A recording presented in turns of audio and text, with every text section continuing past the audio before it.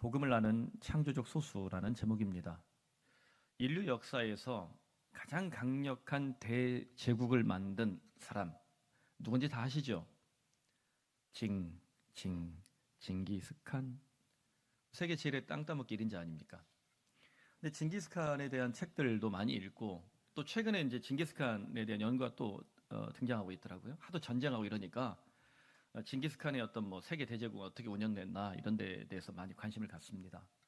징기스칸의 성공 요인에 대해서 참 다양한 관점이 있습니다. 제가 최근에 주목한 것은 그 중에 하나, 태무진의 사람들에 주목을 했습니다.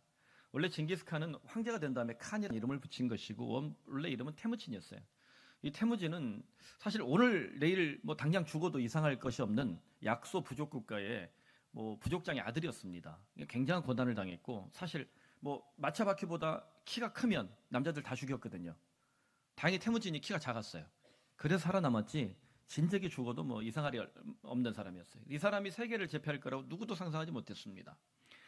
근데 징기스칸에게, 이 태무진에게 인생의 숙적이 있었습니다. 한때는 둘도 없는 친구였고 생명을 서로 나눌 수 있는 동무였는데 어느 순간 운명의 숙적이 된 거예요. 자무카라는 인물입니다. 이 자무카가 일전을 벌입니다. 자무카가 훨씬 강력했거든요. 태무친이 아무리 신출귀몰하게 싸워도 자무카의 이 군사력 앞에서 격파가 되고 말해요. 정말 박살이 납니다. 그리고 목숨만 겨우 부지해서 도망을 치는데 그때 태무친 곁에 남아있는 사람들 몇 명이었을까요? 단 19명이었습니다. 딱 19명. 태무친까지 해서 20명입니다. 근데 이 20명의 사람들이 그 역사의 유명한 발주나의 맹약을 맹세하게 됩니다. 흙탕물을 마시면서 우리는 생사를 함께 하겠다 라고 맹약한 거예요. 뭐 여기는 피를 먹었다라는 뭐 얘기도 있는데 아마 피를 먹었을 것 같기도 해요. 제가 보기엔. 발주나의 맹약. 근데 많은 사람들이 이 20명의 사람들을 통해서 몽골 대제국, 소위 팍스 몽골리카나라고 불렸던 13세기 세계 최대 제국이 시작된 겁니다. 그러니까 뭐 어마어마한 대군이나 어마어마한 뭐 사람들이 모여서 한 것이 아니라 단 20명만으로도 이 몽골 제국은 세계를 제패했다는 도전을 받게 되지요. 그럼 나중에 이 19명 어떻게 됐을까요? 징기스칸이 등극하고 나서 이 19명은 다 지역 분봉왕이 되었습니다. 다 왕들이 된 거예요. 제국이 크면 황제가 있고 각 지역을 다스리는 왕들이 나오거든요. 19명의 왕들이 나온 거예요. 근데 저는 여기에서 이 몽골 제국의 위대함을 바라보는 것이 아니라 인간이 완성할 수 있는 대제국의 유효기간, 소위 밸리드 뚜루라고 말하는 유통기한은 얼마나 되는가에 대한 이 고민을 해봤습니다. 1206년에 몽골 제국이 드디어 황제를 세우거든요. 그리고 1635년 유럽을 망라해서 무슬림 지역까지 전 세계 어느 지역이든 들어가지 않은 나라가 없어요. 하물며 우리 고려까지 침공을 했잖아요. 어마어마한 대제국을 만든 이 나라 고작 429년 만에 끝장났다는 겁니다. 물론 세계 제국의 흥망성쇠를 보면 100년, 200년이 보통의 시대였어요. 우리 한반도가 뭐 고려 왕조 500년, 신라 1000년, 1000년, 그리고 조선은 뭐 500년 이렇게 오래 버틴 뭐 특별한 경우들이 있지만 보통 이 제국이 500년을 넘기기가 쉽지가 않습니다. 여러분 왜 그럴까? 소수의 지배자들에게서 통치되는 나라는 아무리 강력한 힘을 초창기에 발현할지라도 어느 순간 그 힘이 정점에 달했을 때 급속하게 쇠퇴하더라. 우리는 이것을 인류 역사에도 적용할 수 있습니다. 지금 전 세계 최강의 제국은 팍스 아메리카나죠. 미국이 어마어마하게 강력합니다. 미국의 유효기간 얼마나 남았을까? 지금 100년 넘게 세계를 지배하고 있는데 과연 미국은 얼마나 갈 수 있을까? 그전에는 19세기를 포맷한 나라가 영국이었습니다. 이 대영 제국도 사실 뭐 100년, 200년 꽤 오래 갔지 버티지 못했거든요. 근데 저는 미국의 전성기는 앞으로도 꽤 오래 갈 것이다 라는 생각을 합니다. 뭐 도널드 트럼프 같은 사람만 안 나오면 미국은 굉장히 특별한 소수의 인물들이 탁월하게 배출이 되거든요. 특별히 민주주의 국가라는 이 배경이 굉장히 다양한 힘을 가지고 있다. 우리 대한민국은 어떻습니까? 대한민국이 전쟁이 없이 이렇게 70년을 버텨본 적이 없잖아요. 역사 가운데. 그리고 단군 이래 최강의 이 세대를 우리가 시대를 보내고 있습니다. 그래서 이 한반도의 전성기를 얼마나 갈 것이냐 이런 데 대한 뭐 질문도 많이 합니다. 저는 우리 대한민국 시민들이 이렇게 깨어서 시민사회가 이렇게 각성해서 끊임없이 전진한다면 우리 한반도의 전성기도 꽤 오래 가지 않을까라는 생각을 해봅니다. 여러분 그럼에도 불구하고 인간이 만들 수 있는 대제국의 흥망성쇠 최강의 전성기는 채 500년을 넘기지 못하더라. 교회는 어떻습니까? 예수님께서 이 땅에 피로 값주고 사신 교회, 그 피를 뚝뚝 떨어뜨려서 십자가를 땅에 꽂아 놓으시고 영원한 상징으로 만든 그 교회, 어떻게 시작됐나요? 예수의 제자는 12명이었습니다. 고작 12명으로 시작한 이 제자들이 이후에 120명의 오순절 마가다락방의 역사를 경험하고 이후에 3,000명, 5,000명 이렇게 급속도로 늘어나긴 했지만 이 교회는 역사적으로 끊임없이 많은 문제를 잉태했습니다. 그래서 16세기 종교개혁이 벌어질 때는 우리 개혁파가 카톨릭파를 잘못됐다라고 우리 공격하면서 갱신을 했어요. 지금 개혁교회라 불리는 이 리포음드 처치, 우리가 개신교라고 말하는 지금 이 교회는 어떻습니까? 그때 카톨릭하고 비슷해졌습니다. 그럼 교회는 끝장날까요? 아니요. 1000년, 현재 2000년이 지나도록 교회의 전성기는, 교회의 그 역사는 쉽게 꺾이지를 않습니다. 그 이유가 무엇일까? 하나님께서는 교회를 세우실 때요, 교회 건물에 목적을 두지 않습니다. 교회를 세우실 때 목사나 어떤 많은 성도들에게 목적을 두지 않습니다. 하나님의 관심은 복음에 있는 줄로 믿습니다. 카톨릭 교회든 개신교든 혹은 우리가 잃어버린 형제라고 불리우는 저 아르메니아 교회이든 상관없이, 여러분 유럽이나 혹은 이집트나 이런 지역들 여행해 보면 우리가 알지 못했던, 잃어버렸던 형제들이 꽤 많습니다. 그런 교회들이 꽤 많아요. 그런 교회들도 우리와 다른 예전을 지켜가면서 하나님을 섬기는 방법에 대해서 굉장히 많이 고민을 하고 있습니다. 하나님의 관심은 언제나 복음에 있습니다. 그래서 교회가 비굴하게 타락할 때, 교회가 비참하게 타락할 때 하나님은 항상 그 가운데 소수의 깨어있는 하나님의 사람들을 일구십니다. 장깔뱅이나 마르틴 루터라든가 슈빙길레라든가 존 녹스라든가 목숨을 바치면서 하나님의 교회를 갱신한 사람들이 있었죠. 우리 한반도 교회만 해도 일제시대 때 타락할 수 있었습니다. 신사참배 다 엎어떨어질 때 누가 목숨을 바쳐서, 박관준 장로님 같은 분이 일어나시고 주기철 목사님 같은 분이 끝까지 목숨을 바쳐서 교회를 수호했습니다. 언제나 하나님의 관심은 복음에 있습니다. 저는 아놀드 토인비의 말을 참 좋아합니다. 역사는 도전과 응전의 역사다. 교회도 마찬가지입니다. 교회는 무엇이냐? 도전과 응전의 역사를 통해서 성장하는 공동체다라는 고민을 많이 해봅니다. 아놀드 토인비 같은 지성인이 정말 이 믿음, 신앙을 가지고서 끊임없이 고민했던 한 문장이 있습니다. 지배적 소수와 창조적 소수라는 이 문장입니다. Dominant minority, 또 creative minority. 어떤 말이 여러분 더 가슴에 와닿습니까? 속으로는 지배적 소수인데 믿음이 있으니까 아무래도 창조적 소수가 낫겠지, 이렇게 다 선택할지 모르겠어요. 아놀드 토인비는 말합니다. 인류 역사를 긍정적인 방향, 어마어마한 이 변곡점을 일으킨 사람들은 절대 다수의 군중이 아니었다. 몇 명의 뛰어난 이상과 의지와 신앙을 가진 특별한 사람들이었다. 소수의 사람들이었다. 그들을 두고 창조적 소수라 말합니다. 그런데 이 창조적 소수가 변질되면 어떻게 될까요? 지배적 소수가 될 수 있다는 겁니다. 창조적 소수가 꺾이지 않고 끊임없이 갱신하는 공동체는 발전하지만 이 창조적 소수가 지배적 소수로 변질되면 공동체, 문명, 정신은 급속도로 쇠락하게 된다는 도전을 줍니다. 오늘날 한국교회 묵상해보면 어떻습니까? 우리 조국 교회를 생각하면서 또 이 한반도의 정치를 생각해보면 어떻습니까? 우리의 민주주의 역사도 마찬가지 아닙니까? 여러분, 저는 교회 안에도 이 창조적 소수와 지배적 소수를 적용하고 싶습니다. 창조적 신자, 지배적 신자, 섬김, 희생, 헌신, 봉사, 겸손 같은 교회에 이 고유하게 살아있어야 될 아주 이 숭고한 신앙의 열매들이 사라져버리면 그 사람이 아무리 오래 예수를 믿었어도, 아무리 목사여도, 아무리 장로여도, 아무리 대단한 직분을 가진 사람이어도, 아무리 대단한 학벌을 가진 사람이어도 어때요? 창조적 소수가 아니라 지배적 소수로 전락할 수 있다는 겁니다. 오늘 바울이 마지막에 남긴 편지에 새겨진 이름들을 봅시다. 이 이름들을 제가 묵상하면서 참 이렇게 쿵하는 도전을 받게 되는데, 바울을 힘들게 했던, 마지막까지 힘들게 했던 지배적 소수들이 있습니다. 그 이름들을 오늘 한 2명만 살펴봅시다.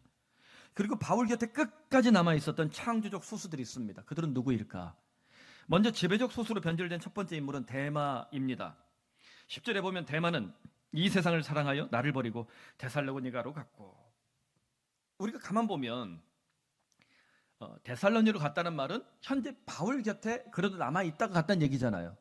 바울의 현재 위치는 로마 감옥입니다. 사형수가 됐어요. 죽을 날을 받아놨습니다. 아마도 이때는 네로 황제가 통치하던 아주 극악한 정치 패퇴의 시기였다고 생각합니다. 로마 황제는 미친놈이었잖아요. 다 죽여요, 그냥 자기 권력을 위해서라면. 그런 시대에 사실 바울이 죽지 않을 수도 있었는데 네로 같은 황제들이 나오면서 결국 사형을 당한 건데, 현재 로마 감옥에 있어요. 그럼 대만은 바울을 쫓아서 로마 감옥까지는 왔던 사람이에요. 안 온 사람들이 천지빛깔인데 그중에 대만은 그래도 어디까지 왔어요? 로마 감옥까지는 왔다는 거예요. 참 바울을 좋아했던 사람 아닙니까? 그런데 지금 바울이 뭐라고 탄식합니까? 대만은 이 세상을 사랑하여 나를 버리고 데살로니가로 토끼었다. 이렇게 정리하면 돼요. 바울을 떠난 거예요. 왜 떠났냐? 그럼 이 세상을 사랑했다는 겁니다. 다시 말하면 이 세상의 것들, 육신의 정욕, 안목의 정욕, 이생의 자랑들을 포기하지 못하고 끝끝내 그걸 놓지 못하고 자기의 어떤 본토 혹은 자기의 영향력을 발현할 수 있는 데살로니가로 가버렸다는 거예요. 다시 요약하면 대마의 배신, 대마의 배교는 단순히 바울만 버린 것이 아닙니다. 대마는 바울을 버리면서 동시에 예수까지 완전히 버린 것입니다. 두 번째 인물은 구리 세공업자 알렉산더입니다. 여러분, 금은 동, 사실 돈이 되는 금속이잖아요. 금, 은, 동. 금과 은만 좋아하시는데 동도 굉장히 비싼 거예요. 동도 꽤 좋은 거예요. 그러니까 구리 세공업자 알렉산더가 사업가예요. 잘 살았겠죠. 동을 다루는 사람이니까. 아마도 이 사람이 사도 바울이 브리스겔라 아굴라 같이 천막 사업을 로마의 이 군수 산업이잖아요. 이 어마어마하게 하는 사업체와 연결되면서 바울의 어떤 영향력이 필요했었던 것 같아요. 그래서 바울과 가까이 지내고 바울한테 굉장히 잘했던 것 같아요. 돈을 위해서. 그런데 이 사람이 바울이 하는 이 표현을 들어보면 굉장히 나쁜 놈이 됩니다. 14절 15절을 보면 구리 세공업자 알렉산더가 내게 해를 많이 입혔다. 주께서 그 행한 대로 그에게 갚으시길 바란다. 바울이 얼마나 빡쳤으면 이런 기도를 하는 분이 아니에요. 갚아주시길 바란다. 여러분도 혹시 정말 빡친 인간 있죠? 이렇게 기도 한번 하세요. 주께서 갚아주세요. 괜찮아요. 그 정도나 봐줘요. 하나님도. 너도 그를 주의하라. 목회하면서 알렉산더 같은 인물을 주의하라는 거예요. 그리고 그가 우리 말을 심히 대적했다. 어디서 이 말을 심히 대적했을까요? 그 다음 장을 보면 내가 변명할 때에 라고 나옵니다. 이 변명이 헬라어를 제대로 보면 변호예요. 재판정에 나가서 바울이 자신을 변호할 때예요. 다시 말하면 바울이 로마의 이 법정에서 재판을 받는 겁니다. 로마 시민권자니까요. 유스 이탈리쿰, 이탈리아의 법.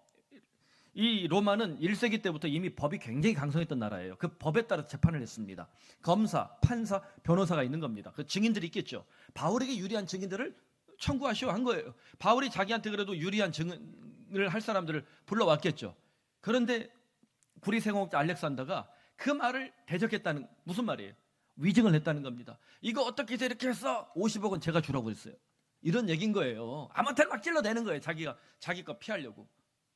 그래서 바울이 결국은 이 사람의 배신 때문에 사형 선고를 당하지 않았을까? 바울의 사형 선고의 결정타를 누가 매겼어요?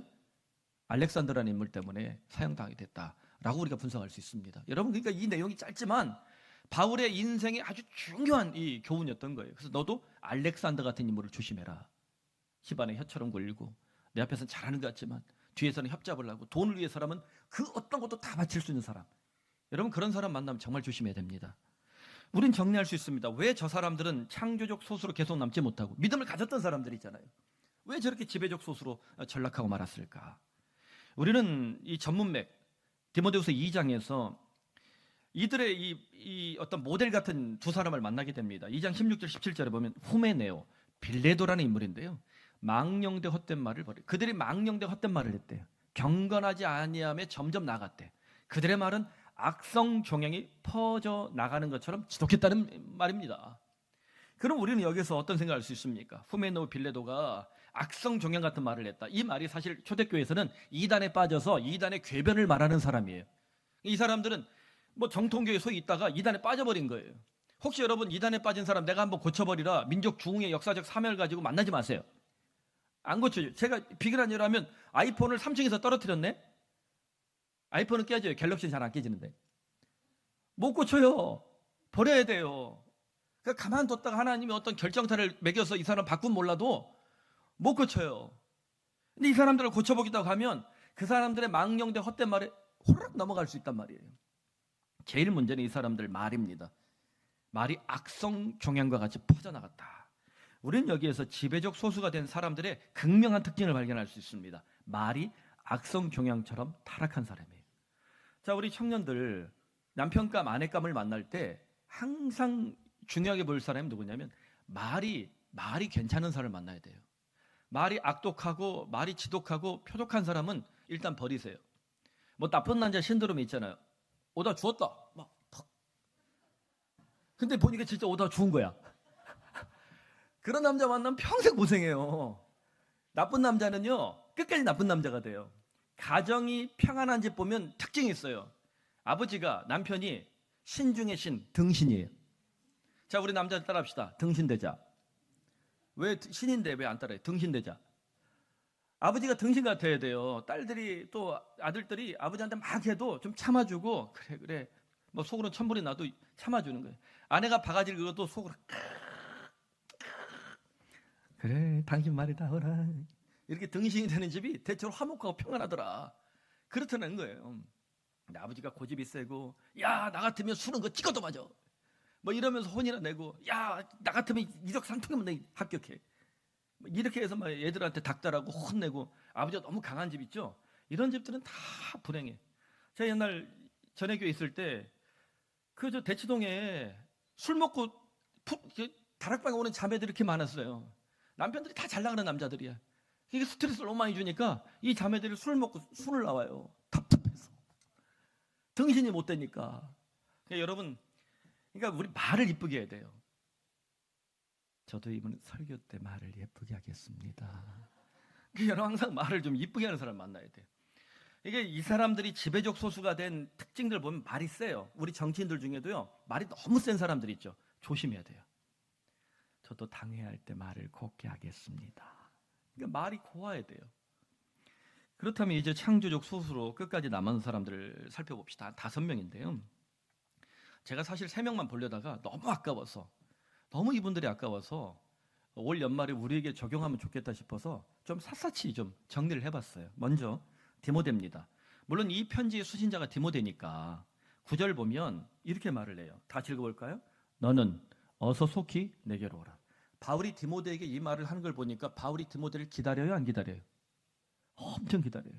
자, 우리 김장하러 간 교인들, 해외여행 간 교인들, 또 무슨 뭐 다른 일 하러 간 교인들, 너는 어서 속히 교회로 오라. 뭐 마음이 간절해요. 근데 저는 뭐 여러분, 제가 무적 LG를 좋아하니까 자율야구잖아요. 자율신앙, 자율교회, 뭐 하나님 뜻대로 그냥 안 훔치가 손이지요. 그러나 바울이 생애 끝자락에 가장 보고 싶었던 사람이 디모데였다. 여러분, 만일 제가 아빠예요. 제가 곧 죽을 것 같아요. 그럼 누가 제일 많이 보고 싶겠어요? 아빠라면 아들, 딸이죠. 아들, 딸이 얼마나 보고 싶겠어요. 바울에게 디모데는 아들 같았습니다. 그래서 영적 아들이라고 불리죠. 저는 디모데를 보면서 리틀 바울이다라고 별명을 붙이고 싶습니다. 실제로 바울이 초대교회에서 주도적인 인물이었는데 떠난 다음에 그 권세, 그 권한, 그 위력 누가 계승을 해요? 디모데가 세대 계승을 합니다. 세습이 아니고 세대 계승. 그럼 우리가 다시 살펴보면 아마 30대 어간이었을 거예요. 디모데가 젊었을 거예요. 젊은 나이에 그 당대 최고의 교회, 에베소 교회 담임 목사 됐다. 당대 최고의 목사인 이 바울의 후계자가 됐다. 그럼 이 사람이 여러분 교만할 가능성이 높아요, 낮아요? 제 친구 중에 35살에 담임 목사 간 친구들이 있어요. 제가 사랑교회 있을 때 사랑교회 이력서 넣으면서 제발 좀 뽑아달라고 막 부탁하던 친구들인데, 갑자기 이제 그 모교회 출신에서 갑자기 막 청빙에서 간 친구들이 있어요. 목회를 열심히 하는데 제가 이 만나보면 50대인데요. 50대인데 60대 같아요. 10년은 더 늙어서 다 꼰대가 됐어요. 그냥 너무 오래 그렇게 그 일을 하니까. 그러니까 아주 오래된 교회, 전통 있는 교회, 소위 한국교회, 무슨 장자교회 같은 교회 이러면서 이게 이제 사람을 다 망가뜨려 놓는 거예요. 여러분, 이 디모데가 얼마나 지배적 소수로 일탈하기 쉬운 사람입니까? 집안도 괜찮죠.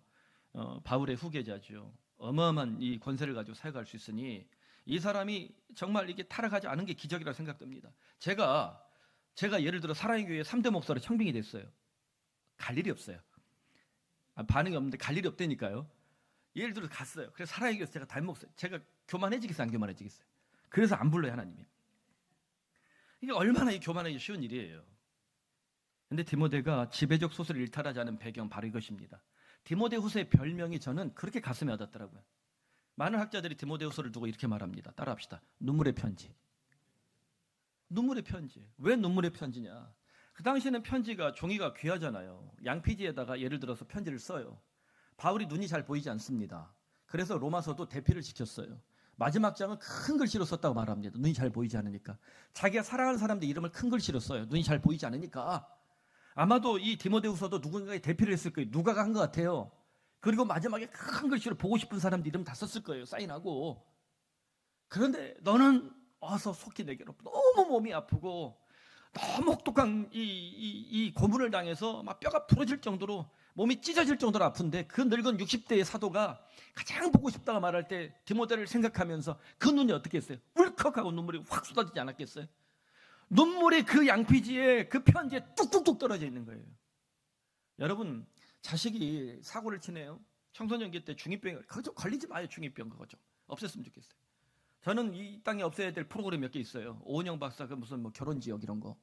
이거 결혼이 왜 지옥이에요? 세상이 지옥이지. 그 뭐 고딩엄빠 이런 거 다 없애버려야 돼요.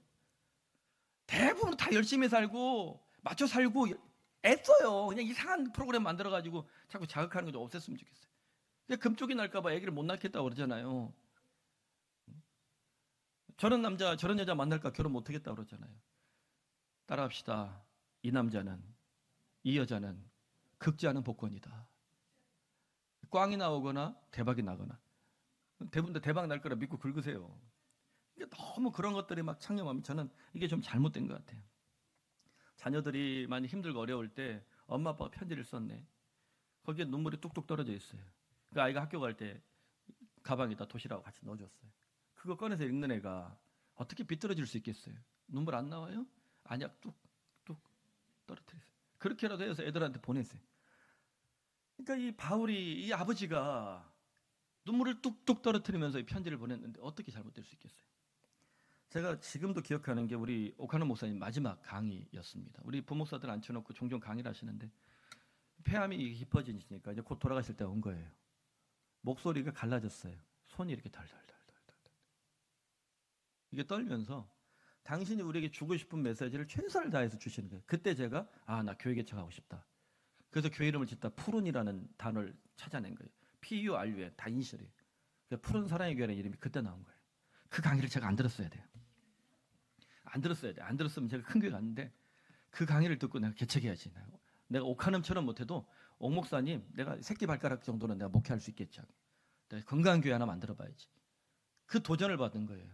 그 노구의 목사님이 덜덜덜덜 목소리도 다 그 얼마나 까랑까랑했는데 힘도 다 빠지고.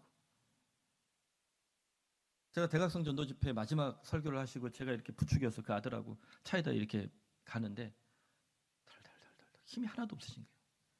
마지막 부축이었어요, 제가. 그게 저한테는 잊혀지지 않는 기억인 거예요. 그 모습을 봤는데 어떻게 눈물이 마를 수 있겠습니까? 사랑하는 여러분, 눈물이 메마른 사람은 변질될 가능성이 매우 높습니다. 신앙생활 오래 하고 남편 아내로 오래 살고 부모로 살면서도 자식이 아픈 거 보고 아내가 힘든 거 보고 성도가 아픈 거 보고 눈물이 메마르면 우리는 변질될 가능성이 높습니다. 눈물을 지키십시오. 눈물을 지키는 사람이 지배적 소수가 아니라 어떤 사람이요? 창조적 소수, 창조 신자가 될 수 있습니다. 두 번째 인물은 마가입니다. 너무 유명한 사람이죠. 11절에 바울이 부탁합니다. 디모데야, 네가 로마로 올 때에 마가를 데리고 와라. 그가 나에게 유익하다. 마가는 오늘날로 말하면 그 총신대학교에 갓 부임한 젊은 신학자인 거예요. 헬라어, 아람어, 히브리어 언어에 능통한 사람이고요. 좋은 가문에서 양질의 교육을 받은 꽤 괜찮은 인물입니다. 근데 바울이 마가가 자기 일에 유익하다는 말은 바울이 마지막으로 쓰고 싶은 편지들, 그 성경이 있었겠죠. 그 성경을 기록하는 데 있어서 누가? 마가가 매우 유익한 인물이었다는 거예요. 왜냐하면 헬라어 잘하죠. 아람어 할 줄 알죠. 히브리 할 줄 알죠. 그러니까 다 번역해서 보낼 수 있는 사람인 거예요. 초대교회 가장 탁월한 학자로 볼 수 있는 사람이 마가 요한이었습니다. 근데 마가 요한은 실패했던 사람이에요. 우리가 잘 알다시피 바울이 한때 마가 요한을 사람으로 안 봤어요. 1차 선교행, 2차 선교행, 3차 선교행, 사도행전을 읽어보면 제가 사도행전 강의했을 때 기억이 날 거예요. 1차 선교행 얼마나 여러분 첫 번째인데 마음이 이렇게 여러분 이렇게 붐업이 되겠어요. 뭐든지 새로 시작할 때 다 이렇게 막 마음이 흥분되잖아요. 긴장되고. 그런데 바울이 어느 지역에 넘어갔는데 소아시아 지역에서 아마 병에 걸렸던 모양이에요. 말라리아로 추측을 합니다. 죽다 살았어요. 막 설사를 하고 막 토하고 죽다 사는 거 보고 마가 요한이 덜컥 겁이 났나 봐요. 그래서 젊은 나이에, 어린 나이에 뭐 이게 좋은 집에서, 부잣집에서 고생 안 하고 자란 청년이 그 꼴 보고서 나도 죽을 수 있겠다 도망쳐버린 거죠. 그래서 1차 선교 여행이 매우 힘들어졌어요. 아주 중요한 인물 하나가 도망쳤거든요. 그래서 2차 선교 여행 갈 때 마가가 바나바의 조카였거든요. 그 바나바 가문이 꽤 괜찮은 가문인 거 알 수 있잖아요. 바울과 바나바가 정말 생명을 서로 나누는 형제 같은 관계인데 마가를 데리고 가자. 안 된다. 데리고 가자. 안 된다. 서로 싸우다가 선교팀이 분열을 했어요. 초대교회 최초 교회 분열 사건이에요. 누구 때문에 교회가 분열됐어요? 마가 때문에. 마가가 이렇게 큰 딜레마였다는 거예요. 그런데 바울이 마가를 다시 부릅니다. 우리는 마가 회복됐다는 걸 알 수 있겠죠. 마가 역시 지배적 소수로 변질되기 딱 좋은 사람이에요. 집 잘 살죠. 배운 거 많죠. 내가 조금만 노력하면 로마 어디서 한 자락 할 수 있는 사람 아닙니까? 실패도 했어요. 교회에서 쫓겨날 판이에요. 그런데 이 마가가 결정적으로 누굴 만났냐면 베드로를 만납니다. 그리고 베드로가 전하는 설교를 기록합니다. 통역합니다. 번역합니다. 그리고 그가 남긴 베드로의 복음, 예수에 대한 복음, 그 치열한 복음이 마가복음이에요. 우리는 마태, 마가, 누가, 요한복음 4개의 복음서를 갖고 있습니다. 그리고 학자들은 분석합니다. 언어 분석, 구조 분석 다 해서 결론적으로 내린 것이 마가복음이 최초의 복음서다. 마가복음 기초로 마태복음, 누가복음이 기록된 거예요. 요한복음 전혀 새롭게 기록됐겠죠. 마가복음이 예수의 어록들의 뿌리가 된다. 그래서 제가 마가복음 강해라는 거예요. 다른 복음서 강의하기 전에. 여러분, 마가가 어떻게 회복했을까요? 지배적 소수로 변질되지 않고 어떻게 창조적 소수로 다시 회복했을까요? 예수를 가장 잘 아는 사람 베드로를 만났습니다. 복음의 정수를 아는 사람 베드로를 만났습니다. 그 믿음의 사람을 통해서, 그 믿음의 용사를 통해서 마가는 다시 복음 앞으로 돌아올 수 있었습니다. 복음은 모든 것을 변화시킨다. 믿습니까? 여러분, 어린 시절, 유아 시절, 청소년기 어느 때든 상관없습니다. 복음을 경험하십시오. 우리 자녀들이 복음을 경험하도록 길을 열어주셔야만 합니다. 또는 여러분들도 신앙생활하면서 때때로 흔들릴 때가 있다면 복음을 경험해야 됩니다. 목사인 저 역시 이 목사 노릇 오래 하다 보면 변질되기 십상이에요. 저라고 이렇게 목사 노릇 오래 하다가 뭐 어디서 한 자리 주겠다, 뭐 총동 총무회장을 해라, 뭐 해라, 이런 자리 없겠어요. 복음 앞으로 다시 돌아오는 거예요. 복음을 통해서 내가 다시 생각해 보는 거예요. 이 길이 옳은가 그런가. 복음 앞에 서는 사람은 지배적 신자가 아니라, 지배적 소수가 아니라 어떤 사람이요? 예수 그리스도를 바라보며 창조적 소수로, 창조적 신자로 끝까지 살아낼 줄로 믿습니다. 세 번째 인물은 누가입니다. 11절에 바울은 안타까운 소식을 전합니다. 누가만 나와 함께 있느니라. 바울 곁에 누가 남았어요? 누가 남았다고요? 누가만 남았대요. 여러분, 이게 얼마나 안타까운 소식이에요. 세계적인 복음 전도자 바울이에요. 그가 지나가는 자리에 그림자만 밟아도, 그 손수건만 올려놔도 귀신이 쫓아나가고 질병이 나을 거라고 생각해서 막 아이돌이었어요. 와, 바울이 온대. 우유빛깔 김바울 이러면서 사람들이 몰려가지고 막 BTS 인기 하듯이 막 그렇게 몰려다니던 사람들이 아무도 없네요. 누가 남았어? 누가만 남았다니까. 얼마나 안타까운 이야기입니까?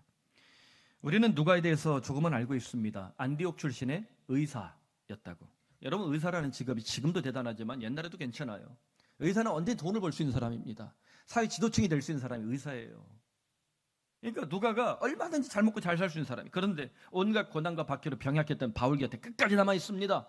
지금도 로마 감옥에서 60대 노구의 사도가 얻어맞고 부러지고 상처가 나고 막 창상이 생겼는데 그걸 돌보면서 60대의 바울을 케어하면서 끝까지 그 곁에 있어요. 이게 쉬운 일이 아니에요. 사형수 곁에 있을 때 고대 시대에 이 당시에 방식은 간수들이 그 옆에 있는 사람들도 사형수와 똑같이 박해를 하는 거예요. 누구한테 침도 뱉고 욕도 하고, 야 이 새끼야 너 뭐 이런, 이렇게 막, 이게 쉬운 일이 아닌 거예요. 근데 끝까지 누구만 남아요? 누가만 남아있다. 우리는 누가복음과 사도행전의 저자라는 걸 알고 있습니다. 누가 덕분에 우리는 초대교회 신학, 역사, 사역, 그리고 공동체가 어떻게 개척되고 성장하는지를 알 수 있어요. 그리고 공동체가 어떻게 분열되고 또 실패하는지를 알 수 있어요. 그래서 초대교회로 돌아가자 할 때는 누가가 기록했던 건강한 교회입니다. 우리는 또한 이 누가가 초대교회 인물 중에 가장 부자가 될 수 있었던 사람 중에 하나라는 걸 알고 있습니다. 의사라는 직업을 통해서 자신의 이 부를 창출하고 자신의 인생의 목적을 훨씬 더 부유하게 만들 수 있던 사람이, 그런데 그는 신앙과 삶을 지키며 창조적 소수로 끝까지 그 자리에 서 있습니다. 어떻게 그것이 가능했을까? 누가가 닮고 싶었던 사람이 있습니다. 자신에게 복음을 소개했던 사람, 자신에게 복음을 전파했던 그 사람, 내 운명에 핵폭탄을 던졌던 그 사람, 바울입니다. 누가는 바울을 사랑했어요. 바울을 끝까지 쫓았습니다. 바울을 닮고 싶었어요. 인간적입니까? 아니요. 누가는 알고 있었습니다. 바울을 쫓아가다 보면 누구를 닮게 된다? 예수님을 닮게 된다. 이것이 우리 제자훈련의 목적입니다. 제자훈련을 하면서 목한음도 얘기하고 이동원도 얘기하고 건강 목회라는 목사님들 얘기도 하고 또 복음의 사람들 얘기하지만 우리는 그 사람들이 예수가 아니에요. 그 믿음의 사람들을 쫓아가다 보면, 모방하다 보면 누구를 지향하게 돼요? 예수님을 지향하게 된다는 사실입니다. 여러분, 누가는 예수님을 닮고 싶어하는 사람이었습니다. 바울처럼 복음을 위해 생명을 헌신한 사람이었습니다. 예수와 그 복음 앞에 생명을 투신한 사람은 어떤 문제 앞에서도 어떤 고난 앞에서 결국 지배적 소수가 아니라 창조적 소수로 그 길을 지켜낼 줄로 믿습니다. 네 번째 인물은 우리에게 너무나 유명한 사람들이죠. 브리스가와 아굴라입니다. 브리스길라로 불리기도 합니다. 브리스길라가 여성이에요. 아굴라가 남자입니다. 여러분 오늘날도 남자 이름 앞에 오죠. 별로 반응이 안 좋으신데 자매님들. 고대 세계에는 남자가 훨씬 앞에 있어야 돼요. 근데 이게 역으로 돼 있네. 그래서 아마 우리 두 가지를 추론합니다. 아마도 브리스길라가 아굴라보다는 훨씬 믿음이 좋았겠다. 뭐 사도적 권위에 있지 않았을까라는 생각도 하고요. 또 하나는 브리스길라 이름 자체가 귀족의 이름이에요. 우리 한국에도 귀족의 이름 있잖아요. 경옥, 경자 옥자들 하면 귀족의 이름. 반응이 별로 안 좋으신데 뭐 그런 거예요. 그래서 이 브리스킬라라는 이름 자체에 아마도 귀족이어서 남편보다 앞에 대표적으로 쓰지 않았을까. 근데 이분들이 상당히 대단한 사람들입니다. 뭐 천막을 만들던 사람들을 알고 있죠. 근데 여러분 천막은 주로 언제 써요? 지금은 캠핑 가서 쓰죠? 아니요, 군대에서 쓰는 거예요. 그래서 이 군수 산업이에요.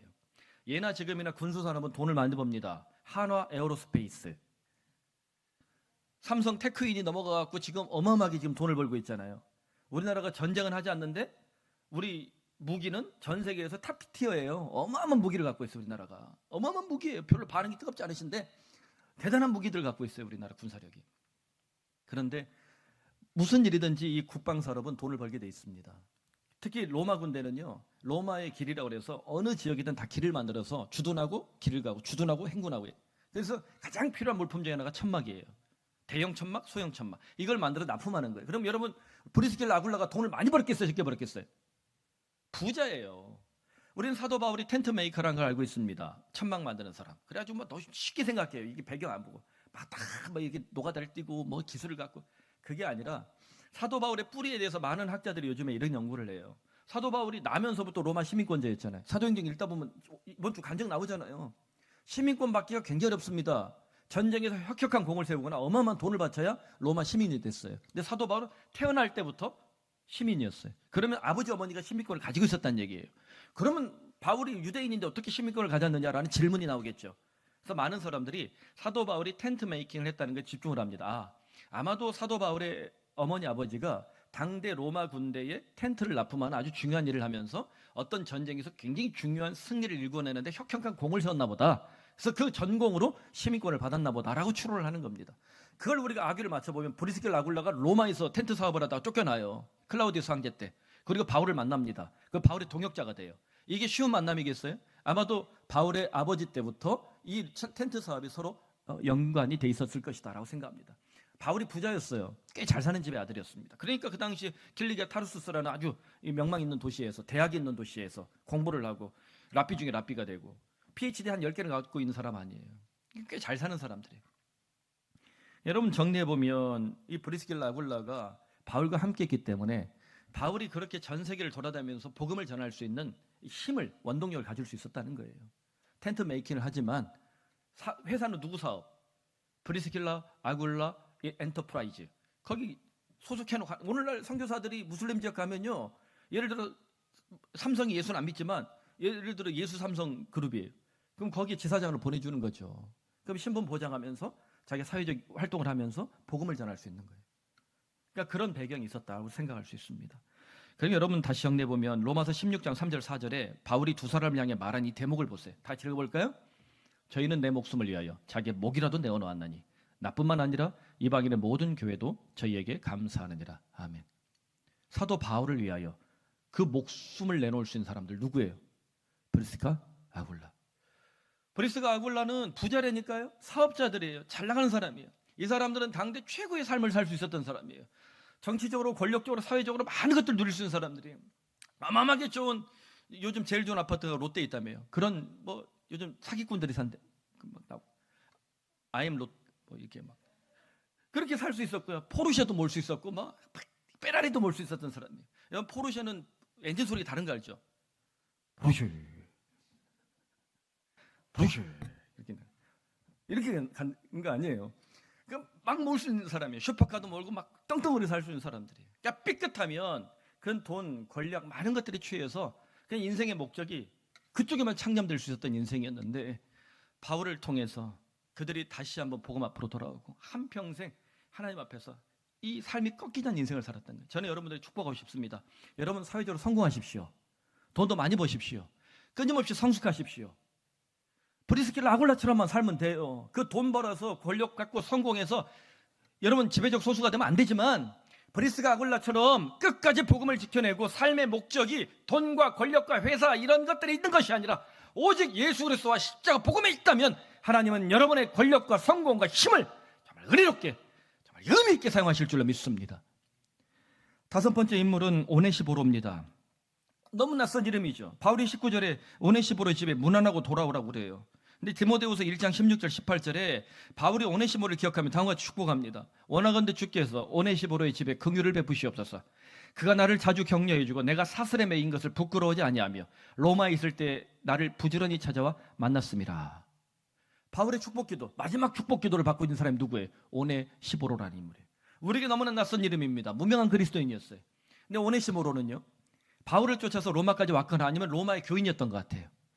근데 그가 돈을 들고 먹을 걸 들고 바울을 끝까지 공교해요. 여러분 고대 세계의 감옥은 밖에서 공급해주지 않으면 굶어 죽어야 돼요. 밖에 사식도 넣어주고 돈도 넣어주고 도와줘야만 살 수 있는 구조였어요. 바울에게 찾아와서 모든 성도가 다 떠났는데 단 한 사람의 성도가 찾아오고 있습니다. 성은 오시오, 이름은 기네요. 네시보로. 이분이 꾸준히 찾아와서 일을 하고, 여기에 쇠사슬을 내가 사슬에 매인 것을 부끄러워하지 아니했다, 이 표현이 핵심입니다. 사형수 옆에 오면 이 돕는 사람도 사형수랑 똑같은 대우를 받았을 거예요. 간수들이 침을 뱉고 이 자식이 왜 또 왔어? 빠따도 치고 이런 모든 망신, 권력, 비참함을 다 견뎌내며 바울 곁에 끝까지 남은 사람이 누구라고요? 오네시보로. 그렇다면 오네시보로는 어떻게 이 믿음의 사역을 이 창조적 소스로 끝까지 살아낼 수 있었느냐? 18절 바울의 축원을 통해서 우리는 살펴볼 수 있는데, 원하건대 주께서 그로 하여금 그 날에 주의 긍휼을 입게 하여 주옵소서. 아멘. 그 날에. 오네시보로는 그 날을 기대하는 사람이었습니다. 오네시보로는 그 날을 소망하는 사람이었습니다. 그 날은 어떤 날입니까?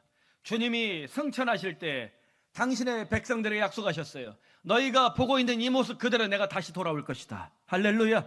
예수님은 반드시 재림하십니다. 주님은 다시 오십니다. 이것이 우리의 종말 신앙입니다. 다시 말합니다. 종말에 너무 빠지는 것은 위험합니다. 그러나 종말 신앙을 망각하는 것은 더 위험합니다. 한국교회가 타락하고 비참하게 우리가 넘어진 것은 종말에 너무 타락해서, 종말에 너무 창념해서 문제였어요. 그러나 주님이 반드시 다시 오실 것이라는 것, 예수님께서 이 땅에 다시 오셔서 심판하시고 구원하실 것이라는 이 믿음을 지켜내는 것, 이것은 우리에게 본질적인 믿음입니다. 여러분 세상살이가 만만합니까? 살아가면서 고난이 없습니까? 여러분 끝까지 회심하지 않고 죽은 저 독재자들을 보세요. 저는 한편으로 그 사람이 참 안타깝게 느껴지면서도 만일 천국과 지옥이 없었다면 우리에게 무슨 낙이 있겠는가라는 생각을 해봅니다. 다행히 지옥이 있어요. 지옥 가서 빠따 먹고 있을 거예요. 불빠따. 주님이 다시 오실 거 믿습니까? 오늘 하루를 살아도 또 내일을 살아갈 힘 중에 예수님이 반드시 내게 오실 것이다라는 믿음을 지켜내십시오. 이 종말 신앙 가운데서 성령이 우리에게 임재하는 것, 예수님의 은혜가 우리에게 다가오는 것, 내 삶의 현장 속에 수많은 사람들을, 은혜로운 사람들을 만날 수 있는 것, 내게 도움이 되고 영향력을 주는 좋은 사람들을 만날 수 있는 것, 우리가 소망을 가질 수 있는 모든 배경에 예수님께서 다시 땅에 돌아오실 것이다, 재림하실 것이다. 다시 말하면 요약하면 이것이 예수 그리스도 우리의 왕인 줄로 믿습니다. 예수가 왕이시요 주님이 우리의 통치자시요 우주 대권의 지배자이시기에 예수님은 반드시 돌아오셔서 어그러지고 잘못되어 있는 옛 하늘과 옛 땅을 새 하늘과 새 땅으로 변화시켜 주실 것을 믿습니다. 이 믿음을 지켜내는 사람들, 끝까지 창조적 소스로 살아갈 수 있다 말씀했습니다. 지난주 저에게는 아주 인생에 큰 선물이 있었습니다. 무적 LG가 29년 만에 한국 시리즈 우승을 했습니다. 뭐 다른 팀을 응원하는 분들에겐 스미마센. 그러나 우승을 했으니 얼마나 좋습니까? 그래서 제가 유광 점퍼를 입고 운동장은 못 가고 집에서 응원하다가 역전승을 해갖고 와! 했더니 우리 집사람은 이렇게 쳐다보는 거예요. 근데 와! 너무 좋은 거예요. 그래서 2차전 역전에 끝났다 이제. 그래서 이제 이렇게 올렸더니 옛날 교회에 저를 알던 사람이 있어요. 꽤 괜찮은 사람이었는데 이분이 은퇴하셨거든요. 60대 이제 초중반이신데 이분이 KT 팬인가 봐요. 그래서 너무 실망을 해갖고 저한테 이렇게 댓글을 달았다가 나중에 보니까 창피한데 지웠어요. 나는 KT 팬이라 실망입니다. 목사님이 그러면 교인 중에 시험 들 사람이 있으니 글과 사진을 내리시죠. 이게 할 말이에요. 이게 29년 만에 우승하면 서로 축하해주고 그래야지. 난 KT가 우승하면 축하해줄 거예요. 그렇게 내가 후지지 않거든요. 지난주에 저한테 와서 이렇게 좀 장난치던 초등생 하나가 있어요. 신지우라는 학생인데 얘가 야구도 좋아하고 야구를 하잖아요. 롯데 팬이더라고요. 제가 찾아봤더니 롯데는 무려 31년째 무승이에요. 31년째. 자, 우리 롯데 팬들 조만간 우승하길 바랍니다. 그래서 지우가 갖고 목사님 LG 졌으면 좋겠어요. 엘로끼는 영원해야 돼요. 뭐 그러는 거예요. 근데 이 아이가 LG가 우승하자마자 저한테 엄마 아빠한테 카톡을 물어봤나 봐요. 그래서 저한테 카톡을 보냈어요. 이렇게 보낸 거예요. LG 트윈스의 우승을 진심으로 축하드립니다. 푸른 사랑의 교회 초등부 롯데 찐팬 신지우 올림. 와, 얼마나 성숙한 아이예요. 얼마나 성숙해요. 초딩인데 얼마나 성숙해요. 와, 나 이거 받고 내가 감동해서 얘한테 축복해줬네. 롯데도 우승하길 바란다. 나 이제 롯데 우승을 위해서 내가 응원할 거예요. 여러분, 나이가 많다고 성숙하고 나이가 어리다고 미성숙한 게 아니에요. 이 지우의 마음속에 이게 지금 LG가 우승한 게 좀 그렇겠지만 지가 그래도 좋아하는 담임 목사가 응원하고 있으니까 지도 격려하고 싶은 거예요. 얼마나 마음이 소중해요. 우리 교인의 수준이에요. 푸른 사랑의 수준이에요, 이게. 그러니까 제가 이 모습을 보면서 좀 도전을 받았어요. 초신자라고 믿음이 약하고 오래됐다고 믿음이 좋고 제가 목사라고 여러분보다 믿음이 좋겠습니까? 아니요. 우리에게 꼭 필요한 포인트가 하나 있어요. 티핑 포인트를 끊임없이 경험해야 됩니다. 제가 커피 로스팅을 해서 직접 먹잖아요. 사실 돈이 아까워서 하기도 하지만 제 취미 생활이에요. 이런저런 취미, 저를 꼬시는 사람 많습니다. 골프를 쳐봐라. 제가 테니스도 좀 치거든요. 근데 다 모든 운동 다 작파하고 요즘은 아내하고 걷기 이런 거나 하고 그냥 제 소박한 취미 중에 하나가 커피 로스팅해서 그 핸드드립 해갖고 아침에 이렇게 먹는 거예요. 오늘 아침에 아내가 커피를 딱 먹더니 더럽게 맛없었나 봐요. 되게 뭐라 그러더라고요. 대부분 안 주려고요. 그래서 이게 제 취미인 거예요. 또 우리 교육자들 한번 딱 내려주면 목사님 커피가 제일 맛있어요. 아부죠. 이런 말 듣는 게 제가 좋아서 커피를 로스팅하는데 그러다 이렇게 되었잖아요. 근데 이 커피를 로스팅하다 보면 인생을 배웁니다. 생콩은 먹을 수 없어요. 이 생콩에 불을 가열해서 일정한 시간을 주면 얘가 갑자기 캐러멜 라이징이라 해서 갈변 현상이 납니다. 이 시간이 좀 더 지나서 어느 시점이 되면 얘가 이제 응축된 힘이 들어가요. 그래서 팝 튀어요. 팝핀 현상이 나요.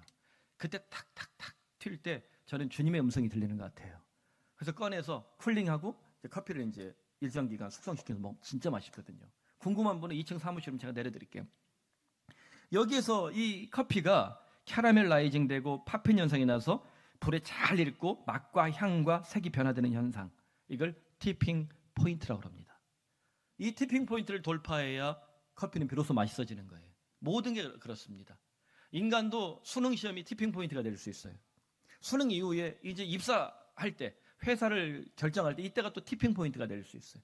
또 결혼해서 자녀를 낳고 엄마 아빠가 되는 이 과정, 이때가 또 티핑 포인트가 될 수 있어요. 우리는 수많은 티핑 포인트를 경험하게 됩니다. 이 티핑 포인트를 잘 경험하지 못하는 사람은 여전히 로우한 삶을 사는 거예요. 여전히 미숙한 삶을 사는 거예요. 여기서 제가 느끼는 게 복음으로 우리가 끊임없이 티핑 포인트를 경험해야 된다.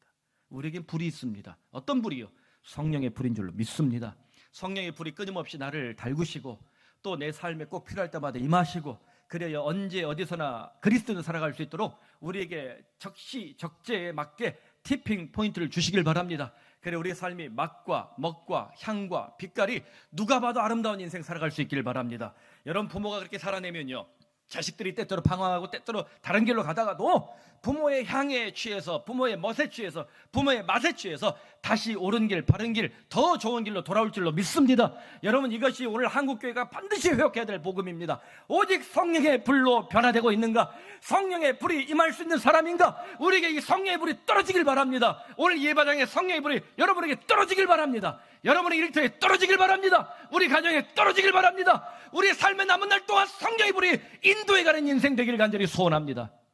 그러므로 복음을 아는 창조적 소수, 우리 모두 주님 앞에서 힘차게 이 길을 살아내고 지배적 신자, 지배적 소수가 되는 이 못된 길 우리가 예방하고 주님 앞 온전히 설 수 있기를 간절히 축원합니다. 기도합시다.